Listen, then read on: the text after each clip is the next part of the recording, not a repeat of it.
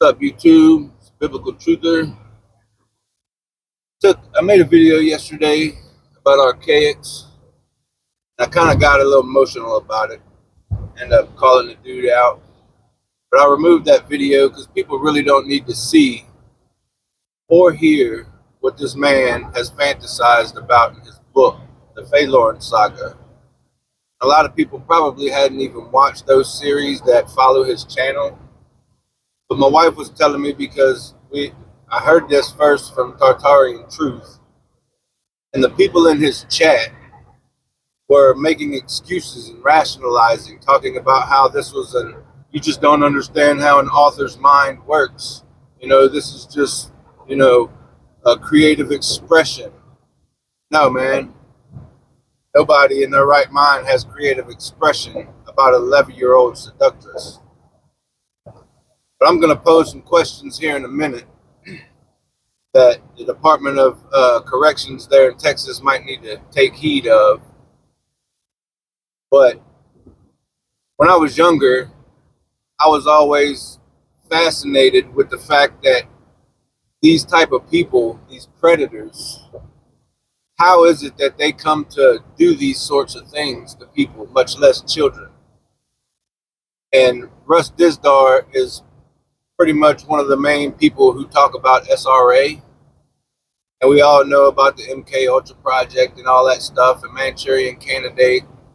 But how is it they're able to, switch people's brains to do this type of stuff? I mean, we see all these events happening on the news where these children go do things, at schools, and they're always talking about almost every one of them that I've seen so far, talk about how they're hearing voices telling them to do this or they're going to hurt their family or something, so they feel like they have no choice. Some of them say that their phone, the devil's coming through their phone, making them do it. One guy, I think he was out on the White House lawn. He smashed his phone up, telling the cops that it was his phone, broadcasting his frequency. And so there's all types of theories out there about why people do this type of stuff. But how many people in the past 60 years that, had documentaries made of them where they were caught at a young age doing something, went to prison and got out and continued doing it? There's even one case, I think somewhere up around the New York region, up there somewhere in those states, where a guy was going around doing these sorts of things. I don't think it was to children, but they were doing some pretty sadistic stuff, and they were leaving notes for the police, little breadcrumbs. So this is even hard to talk about, and I'm not accusing the man of it, but I just find it crazy that these type of people, once a predator, always a predator, kind of is the main thing, because 99% of them, if they are caught, when they are released, they just continue doing it. But back to the breadcrumb thing, what I find crazy now that this has all came to light, and I'm finding out that Jason does have this fantasy book, fantasizing as he wrote it down on paper. He does these van vlogs, and I do every video almost in my truck, and you can hear the background noise, the wind and whatnot. So he claims he got all these donations and he soundproofed his truck for a mobile studio. He showed pictures of it even. It's all wood, lacquered, sealed up. Makes it pretty easy for cleaning, right? But he says it was his work van when he was with Paradise Rock Gardens. Well, most people that have a work van that's strictly a work van or truck have some type of stencil on it. But I've seen many pictures where he showed this van that is dark black, blacked out, with no stencils on it whatsoever. And he might say, well, that's because, I'm such a good, Paradise Rock Garden specialist, with all my flagstone and all that I didn't need to advertise. So I never stenciled my van. It was all word of mouth. I'm just that good. So I can hear his excuses already, right? But is it crazy that he does these van vlogs after he soundproofed this van and it sounds no different than before? So the back of it soundproof maybe. It's probably got removable panels for the windows for whatever reason. But when he does the van vlogs, it sounds identical to before he had all this work done. And we know these guys like to work in pairs. There's a lot of documentaries of people, predators that have, accomplices. And these people are so arrogant and narcissistic that they will put themselves out there. They want to be the ones interviewed on the street when they're looking for children in the woods, right?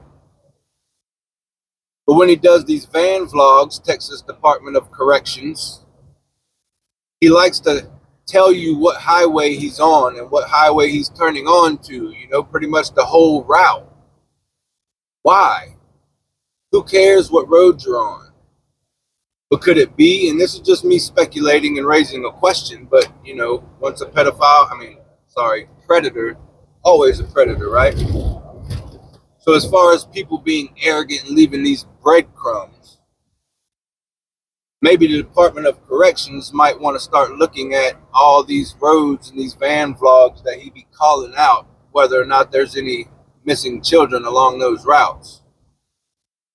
Because if you're one to find yourself making excuses on why he wrote what he wrote and read in that clip, which I will not play because it's just going to rile me up all over again. But maybe they should start looking into this, because my wife, for whatever reason, she's been following these true crime people, listening to them here and there about all these people that's coming up missing and being found and not alive. But she had took a screenshot of one up in Oklahoma. And crazy enough, it was off of a highway 277. And I was like, that sounds familiar. Like, why is this dude calling out every road he turns on? And then he wants to video him as he's going down the road sometimes. Sometimes he videos himself. Sometimes he videos the road that he's on. So these road trips, what are they for real? Do we know that he's going to pick up an ancient book that some random guy bought for him? As he said right there before Christmas, Just some questions, man. I won't talk about this guy ever again, because he don't deserve the publicity. But these questions need to be asked in light of his fantasy. Because he could have easily said a 20-year-old, 25-year-old. But no, he chose to say an 11-year-old, and then proceeds to talk in just grotesque, explicit ways. And he even talks about the BDSM, I think it's called, or basically it's all involved in the SRA crap. But that's just a question I have. So why does he call out all these roads? Is these his arrogant breadcrumbs that he's leaving for the police and laughing because they don't, nobody's caught on yet?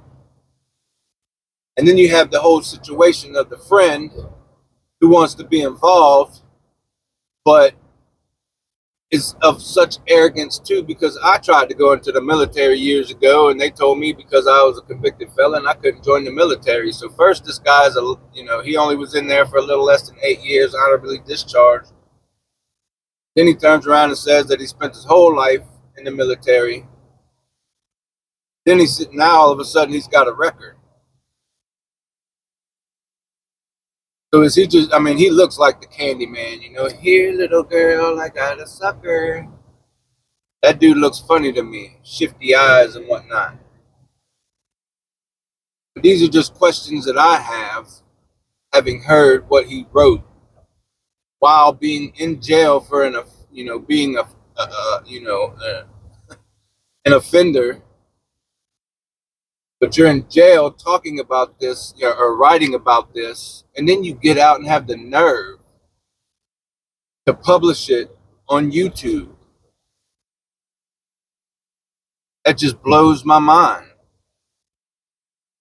So maybe the Department of Corrections, if he's done with his parole or whatever, and they're not monitoring him anymore. Maybe he needs to be put on the radar yet again, because I just find it too coincidental about this van situation that it did nothing to the noise while he's driving. And I just got a lapel mic because somebody told me the other day in a comment that I needed to pull over because they couldn't hear me. So he could do something like that. He didn't have to soundproof his van that did nothing to block out the noise while he's doing his van vlogs. And then the lacquer on the wood. You know, a lot of people do wood grain and all that type of stuff, but this thing was like heavily coated in lacquer. All the seams filled in. Real easy to wipe up with bleach, right? Just saying, man.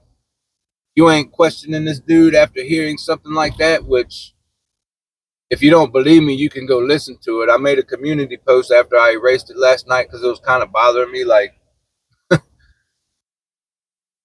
not only the fact that I was upset and called him out, but just people don't need to hear that type of stuff, man. But if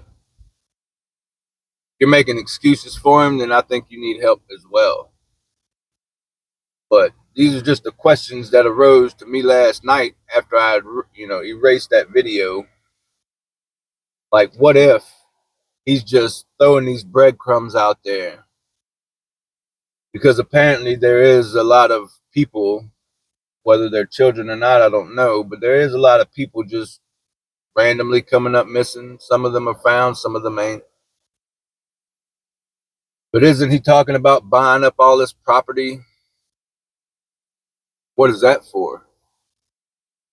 Is he truly not making a compound? Because he's been asked that question. Or does he need, a site to hide things? Just a question. Just posing questions. But it just don't make any sense to me now. I had questions about him before with just the lying part. But to hear that book, that quote that he made in that book, there's two things that I can't stand, and I have yet to be able to control myself. One is somebody putting their hands on me. That's going to resort me back to the old me. And two is stuff like that in that video. If he was standing in front of me and having said something like that, there's no way I could stop myself. He wants to talk about people attacking him. I wouldn't be able to control it. There's two things I can't stand and cannot control, is if someone puts their hands on me, or you're talking crazy about children. Because I'm a father, and I will die for my children. And if it comes down to it, I will take a life for my children. So you want to make excuses for this man, and I hope people share this video, because some people need to be asking themselves this. He's got all the traits of a path, what is it called?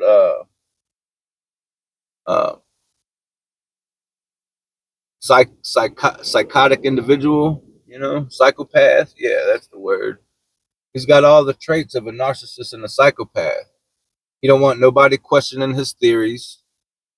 He put a copyright claim on my last video, trying to stop that exposure.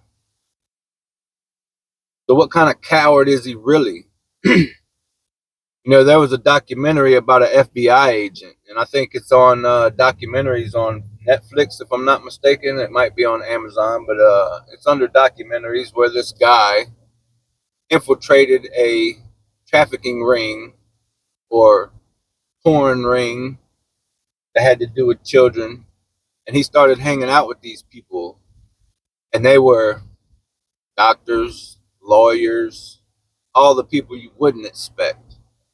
And they met, a whole group of them met, according to this informant, or the guy who infiltrated this little group, and said they were just standing out there at this park, sitting there discussing what they would do to these children. And he said it took everything he had not to just freak out. Like, how can people even contemplate these things? Me, I'd have gave myself away immediately. There's no way I could have sat there and listened to that. And there's no way I'm going to keep my mouth shut. So that's why I'm making this video. I took it down last night because I let my emotions get the best of me. With good reason, in my opinion, but still. Maybe the Department of Corrections over there in Texas might want to start reviewing those van vlogs. Or somebody needs to get some downloads of all the roads that he's been talking about he's been on. So now, with me saying all this, if those videos disappear, you can erase them all you want to, but nothing ever disappears. That's how I got that clip from my last video about him. I erased it, but my wife was able to find it. So I just wanted to put this out there, man, and pose some of these questions because most people just unsub from him and that be that. But if this man has these tendencies, as I mean, it's clear that he does. He's basically telling you he was fantasizing about it while he was in prison by writing this fantasy book. And just knowing the psychology of these people and how they just so arrogant and narcissistic that they think they can get away with it forever, to the point where they're going to put themselves out there, just as I believe he's doing. So maybe somebody ought to investigate that, because it seems to me, and I could be wrong about the highway 277, because there is one down close to where he lives, but there's also one in Oklahoma where this little girl came up missing, a 4-year-old child. So I'm just posing these questions, man. This is it can flustered. It can get deep. And then just as all these other people, you know, like the guy, I forget what state he was in, that had the little girl chained up for 10 years in his basement, and all his neighbors was like, oh, he was the nicest guy. I never would have thought. Yeah. No one ever thinks till it's proven. But me, I'm going to question these things, because what he said in that video and what he wrote about in his book is a telltale sign of a predator on the loose. I'm going to leave it at that, guys. Love you guys.